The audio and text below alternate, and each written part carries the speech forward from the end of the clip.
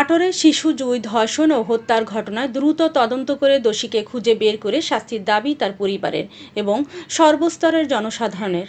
বিস্তারিত দেখুন staff reporter Shahabul আলমের প্রতিবেদনে।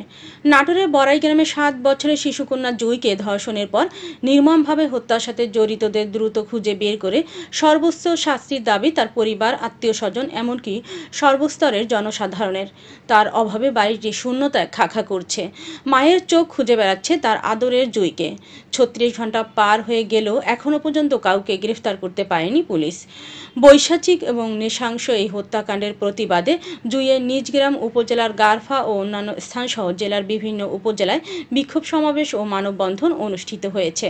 বুধবার দিনব্যাপী বৈষম্য বিরোধী ছাত্র আন্দোলন, বিভিন্ন সামাজিক সংগঠন, স্কুল কলেজের শিক্ষক শিক্ষার্থীরা নিজ নিজ ব্যানারে এই বিক্ষোভ সমাবেশ ও মানববন্ধনের আয়োজন করে।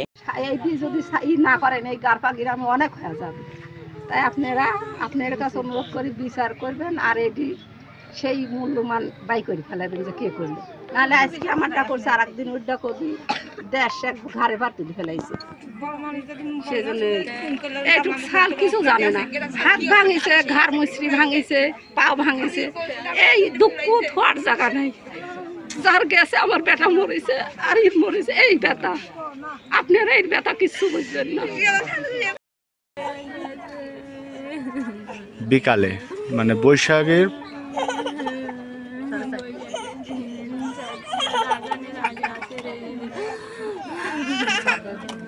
পরে আপনারা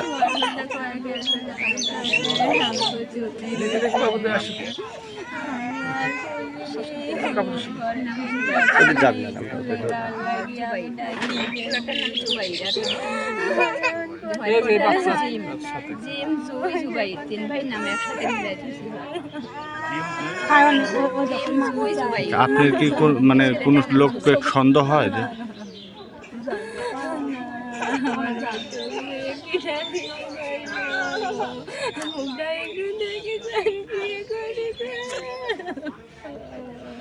এখন আপনি কি চান? শাস্তি যাই বাড়ি যাই, আমার ওইটুক মেঘার কি অন্যায় করেছিল, এত বড় সর্বনাশ করলো। আপনারা ভাই করেন, 2 দিন তাও তো কিছু তৈরি পাইলেন না।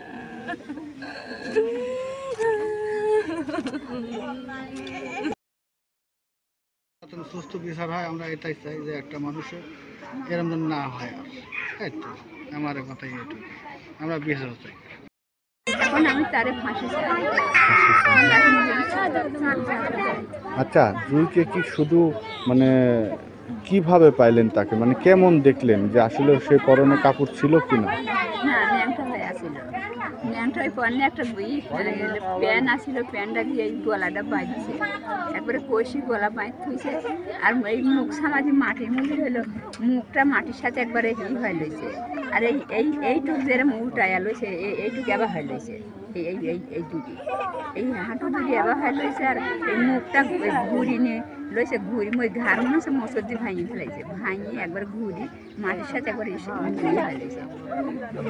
আচ্ছা, আপনারা কি ভাই আমি একটু দৌড় ফাইতে কোলের ফাঁক তুলিলে আমি দৌড় মারছি কাঁদে, এর মধ্যে দৌড় ফাইতে আমার মানুষ আরও গেছে, আমার বোন গেছে, আমার বিটি গেছে, যায় ওরা আমার করতেন, আমার বিটি দিচ্ছে, আমার বোনের বিটি করতেন, আমার বোন দিচ্ছে, দিয়েই সরকারের পাল দিয়ে আইছে। তারপর সবাই করতেছে না আনা যাবে লাই, জেনে আনতেছে কে, জেনে আসলে সেনে থাকি এই করছে। পরে সাংবাদিক আছে, ওরা সব আবার জেনে আসলে সেনে দিয়ে যাওয়াইছে, এরকম করে আর সেই জায়গায় নিয়ে গেছে। শরীরে কি কোনো রক্ত টক্ত ছিল? না, আমি মনে করেন আমি পরের দিন সকাল 8টা সাড়ে 8টার দিকে জানতে পারলাম যে মেয়েটাকে পাওয়া যাচ্ছে না।